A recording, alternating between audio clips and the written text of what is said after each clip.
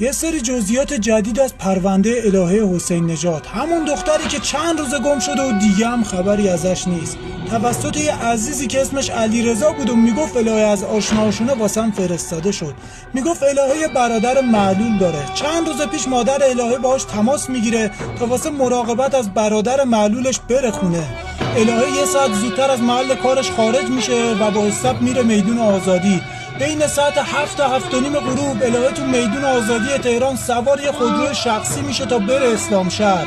ولی یه ساعت بعد گوشیش خاموش میشه و از اون تایم به بعدم دیگه هیچ اثری ازش نیست. نه تماسی، نه پیامی، نه لوکیشنی. گوشیش خاموش شده و انگاری که همه راهها به بنبست خورده. دوربین مداربسته وجود نداره، چون اونجایی که الهه پیاده شده یه دوربین چرخشی بوده که تو اون تایم داشته یه قسمت دیگر رو میگرفته. ازتون میخوام اگه کسی اون روز حوالی میدون آزادی بوده و چیزی دیده، اگه حتی یه نشونه کوچیک از ماشینی که سوارش شده رو میدونه، لطفاً سکوت نکنه و اطلاع بده. آیسان از دیروز کلی استوری واسه این دختر گذاشته. چرا؟ چون خودش دردشو کشیده. پدر خودش هم چند وقت پیش اگه یادتون باشه دزدیده شده بود. این دختر میتونست خواهر یا مادر من یا شما باشه. پس جون عزیزتون کم نذارید، تا میتونید استوریش کنید و بفرستید واسه بقیه.